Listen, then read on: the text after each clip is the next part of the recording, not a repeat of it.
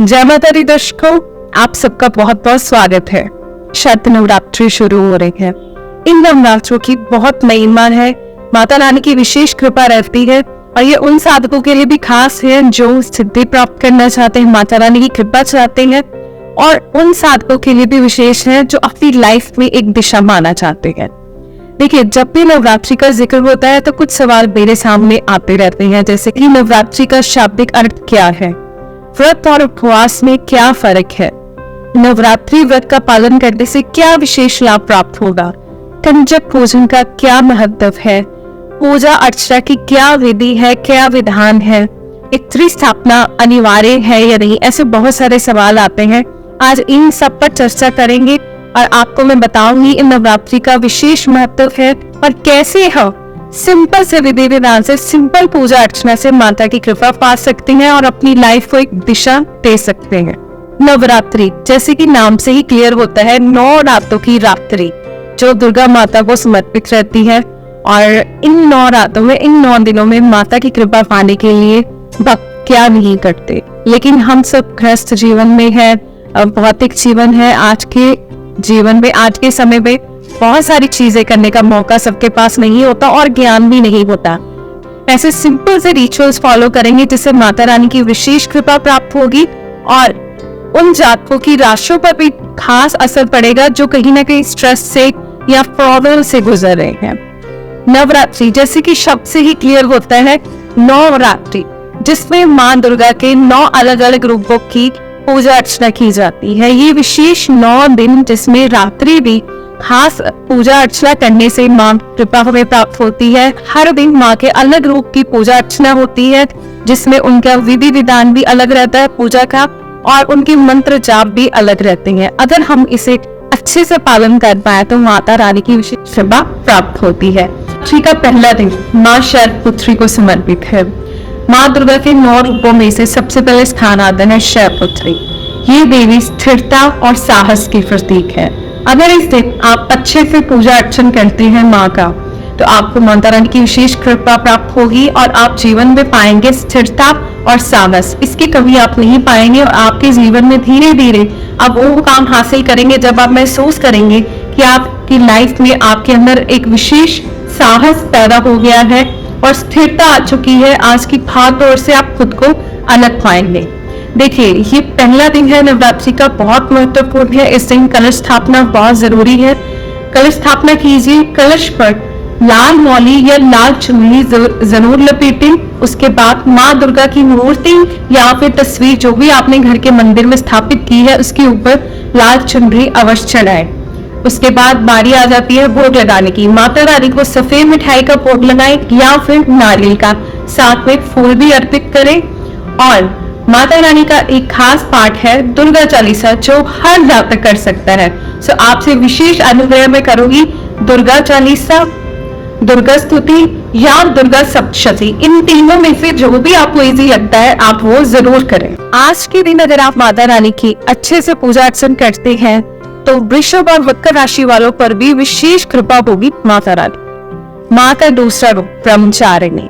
इस दिन अगर आप माँ की अच्छे से पूजा अर्चना करते हैं तो आप पाएंगे जो माँ का रूप भी विख्यात है तपस्या और संयम के लिए ब्रह्मचारिणी रूप, वो शक्तियां आपके अंदर भी धीरे धीरे आनी शुरू हो जाएंगी। वो शक्तियां आप में उतनी ही आएंगी जितनी आपको जरूरत है, लेकिन उसके लिए पूजन अर्चन कैसे करना होगा। पंचमेवे का भोग आप हाथ को लगा सकते हैं, श्रद्धा के साथ फूल अर्पित कीजिए और घी की जोत तो अनिवार्य है।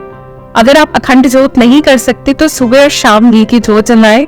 और जैसे कि मैंने पहले भी बताया था, दुर्गा चालीसा, दुर्गा स्तुति या दुर्गा सप्तशती जो भी आप आसानी से कर सकते हैं वो बात रेगुलरिटी में जरूर करें। और इस दिन अगर आप अच्छे से विशेष ढंग से पूजा अर्चना करते हैं तो विशेष कृपा पाएंगे मेष और वृश्चिक राशि वालों पर। मां चंद्रघंटा नवरात्रि का तीसरा दिन समर्पित है चंद्रघंटा रूप को। साहस और शांति की देवी है चंद्रघंटा। देखिए, आज के दिन विशेष महत्व है उन जातकों के लिए जो अपनी लाइफ में साहस पाना चाहते हैं, शांति पाना चाहते हैं। कहीं ना कहीं आजकल की भाग दौड़ में हमारी लाइफ में शांति नहीं है, तो विशेष कृपा प्राप्त होती है माँ को नवरात्रि में प्रसन्न करना बहुत ही आसान होता है। आज के दिन माँ को अक्षत या अक्षत से बनी खीर का भोग लगाए, विशेष कृपा प्राप्त होगी। कर्क और सिंह राशि वाले नवरात्रि का चौथा दिन भी समर्पित है कुष्मांडा रोग। माँ आदि शक्ति से जानी जाती है। इस दिन इस रोग में माँ को प्रसन्न करने के लिए माँ को भोग लगाए मालपुए का, और साल में पुष्प जरूर चढ़ाएं। इस दिन अगर आप अच्छे से पूजा अर्चना करते हैं तो इस दिन मिथुन राशि और कन्या राशि वाले जातक विशेष कृपा पा सकते हैं माँ से। स्तन माता की अगर आप अच्छे से पूजा अर्चना करते हैं तो संतान सुख से आप कभी भी वंचित नहीं रहेंगे, और अगर आपके पास संतान है तो आपकी संतान को हमेशा सक्सेस तरक्की मिलती रहेगी। माँ को खुश करने के लिए मालपुए या फिर केले का भोग जरूर लगाएं, और इस दिन पूजन अर्चन करने से धनु राशि और कर्क राशि वाले विशेष कृपा पा सकते हैं। छठा दिन माँ कात्यायनी को समर्पित है। इस दिन माँ का अच्छे से पूजा अर्चन करने से विवाह में आने वाली बाधाएं दूर होती है। अगर आपकी लाइफ में साहस की कमी है तो वो कमी भी दूर होती है। माँ को खुश करने के लिए उन्हें शहद का भोग लगाएं, उन्हें श्रृंगार भेंट जरूर करें। इस दिन अगर आप माँ का अच्छे से पूजन करते हैं तो तुला और मीन राशि वाले जातक विशेष कृपा पा सकते हैं। सातवां नवरात्र कालरात्रि महायाम। इस दिन माँ के इस रूप की अच्छे से पूजा अर्चन करने से आप पाएंगे आपके घर की नेगेटिविटी शून्य हो जाएगी। अगर आपके मन में भी नेगेटिविटी है वो भी शून्य हो जाएगी। सो जितनी भी नेगेटिव शक्तियां हैं वो दूर होती है। माँ को प्रसन्न करने के लिए गुड़ का भोग लगाएं, और इस दिन विशेष तौर पर पूजा अर्चन करने से मेष राशि और मकर राशि वाले विशेष कृपा पा सकते हैं। आठवां नवरात्र महागौरी को समर्पित है। माँ के इस रूप को सुंदरता और सौभाग्य की देवी कहा जाता है। इस दिन माँ की अच्छे से पूजा अर्चना करने से सौभाग्य हमेशा बना रहता है। इस दिन माँ को घी का भोग लगाना चाहिए, पंच मेवे का भोग लगाना चाहिए। इस दिन अच्छे से पूजा अर्चन करने से वृषभ राशि और कन्या राशि विशेष कृपा प्राप्त करते हैं।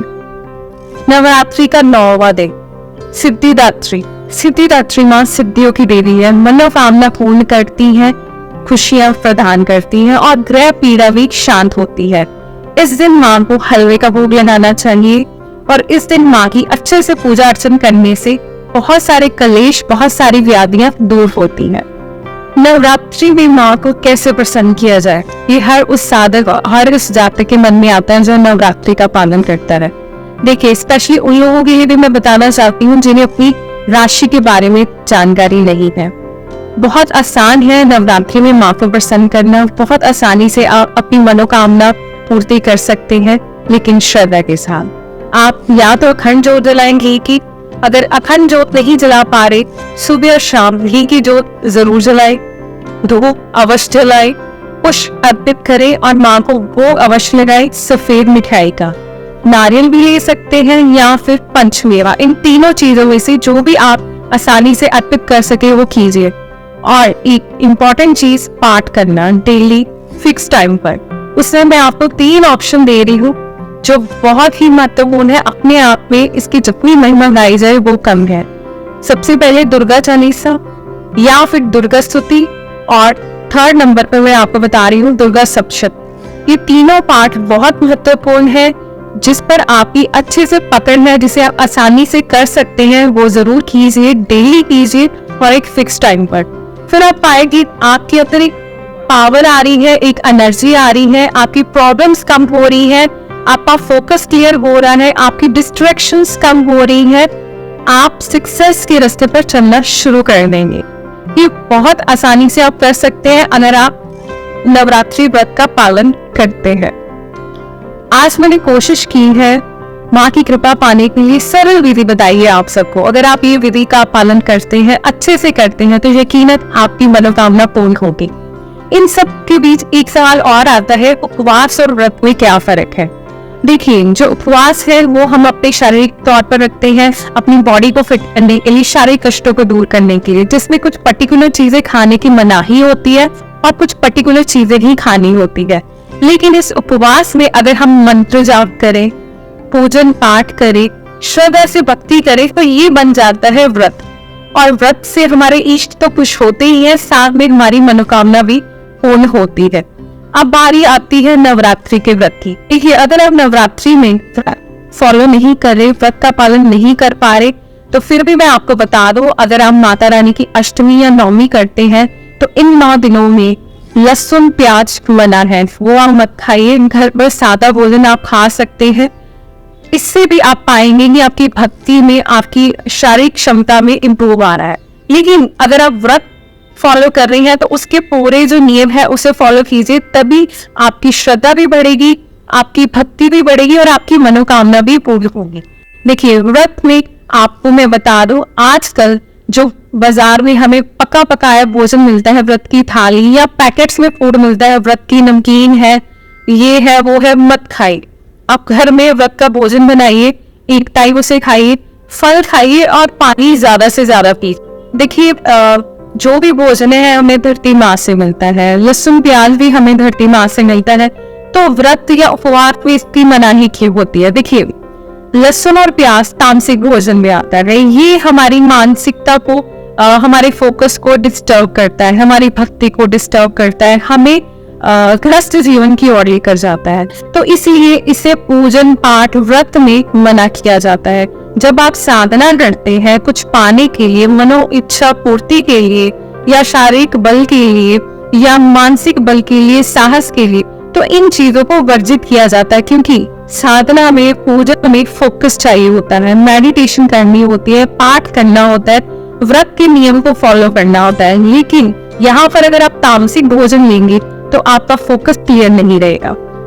साधना से हमें बहुत सारे बेनिफिट होते हैं, हमारा फोकस क्लियर होता है, हमें एनर्जी मिलती है, आप सडन पाएंगे आपकी गट हेल्थ इंप्रूव हुई है, आपकी health overall mental health improve हुई है, आप अच्छे से डिसीजन ले पाएंगे, आपकी रिलेशन इंप्रूव हो गई है, मदर हो गई है, आपका थॉट प्रोसेस डिफरेंट होता जाएगा, पॉजिटिव होता जाएगा और जो प्रॉब्लम के आपको सोल्यूशन नहीं मिल रहे वो आपको मिलने शुरू हो जाए। दर्शकों, जब भी नवरात्रि की विधि विधान की बात आती है, पूजन विधि की बात आती है, तो बहुत सारे सवाल आते हैं। खेतरी घट स्थापना, भारत की बहुत सारी स्टेट में खेतरी पूजन किया जाता है माता के रूप में, और बहुत सारी स्टेट में ये नहीं किया जाता। तो यहाँ पर एक छूट है माता रानी की ओर से। अगर आपके परिवार में ये चीजें शुरू से फॉलो नहीं कर रहे, अगर आपका मन है, श्रद्धा से आप करना चाहें, तो इसकी शुरुआत आप कर सकते हैं।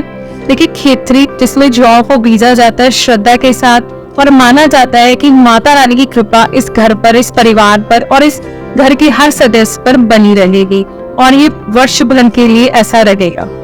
और खेतरी जब हम बीजते हैं तो घर में सूक्ष्मता रखी जाती है, ब्रह्मचार्य का पालन किया जाता है, साफ सफाई पर विशेष ध्यान दिया जाता है। और जिस दिन कंजक पूजन होता है उस दिन खेतरी को विसर्जित किया जाता है। आज के समय में पोल्यूशन बहुत हो गया है, आसपास नदी नहीं मिलती, तो आप घर के गमलों में खेतरी को डाल सकते हैं, उसमें जल डाल सकते हैं।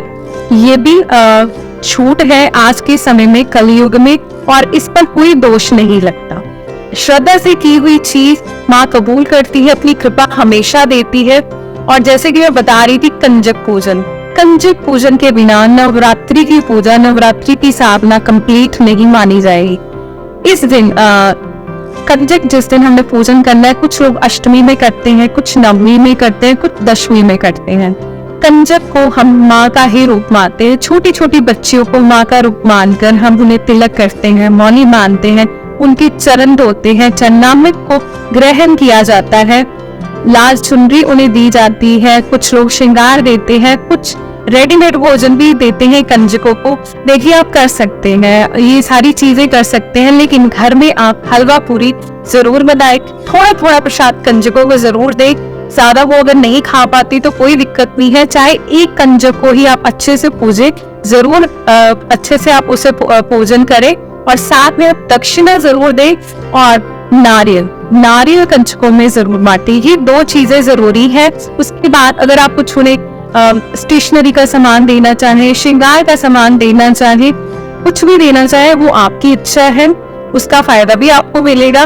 देखिए, जब हम माँ को एक बच्ची के रूप में पूजा अर्चन करते हैं, एक माँ हमेशा अपने बच्चों का अच्छा मानती है, इसीलिए हम माँ को इस रूप में मानते हैं, नवरात्रि में पूजन करते हैं। और जब घर में कंजक आती है, कंजक के रूप में हम माँ की पूजा करते हैं, तो विशेष कृपा उस घर में रहती है। लेकिन श्रद्धा और किस भाव से आप पूजन कर रहे हैं, किस भाव से आपने नवरात्रि का पालन किया, ये भी बहुत महत्वपूर्ण है। सो माँ तो हमेशा तैयार है अपने भक्तों को देने के लिए। आप कैसे उनसे उन्हें प्रसन्न करते हैं, कैसे उनसे अपनी इच्छा पूर्ति करवाते हैं, ये आप पर है। माँ तो श्रद्धा से चढ़ाए हुए एक फूल से ही खुश हो जाती है। अब आप पर निर्भर है, आप अपनी श्रद्धा से माँ को क्या अर्पित करते हैं। क्या आप दिल से पूजन कर रही हैं, नियम से कर रही हैं, तो आपको उसका फायदा, उसका लाभ अवश्य मिलेगा। कुछ चीजें फिर से आपको बोलना चाहूंगी। माँ को प्रसन्न करने के लिए श्रद्धा की बहुत जरूरत है। माँ का रूप बहुत ही दयावान है। अगर आप श्रद्धा से पूजन करते हैं, पुष्प भी चढ़ा रहे हैं, तो श्रद्धा से कीजिएगा, आपको उसका फल अवश्य मिलेगा। अगर आप अखंड ज्योत घी की नहीं कर पा रहे, कोई दिक्कत नहीं है, आप सुबह और शाम घी की ज्योत अवश्य करें। पाठ आप नियम से करें, एक फिक्स टाइम पर करें, सुबह भी और शाम भी। और पाठ में आप दुर्गा चालीसा, दुर्गा स्तुति या दुर्गा सप्तशती जो आपको अच्छे से आती है और जिसको आप अच्छे से टाइम देके आप कर सकते हैं, वो कीजिए।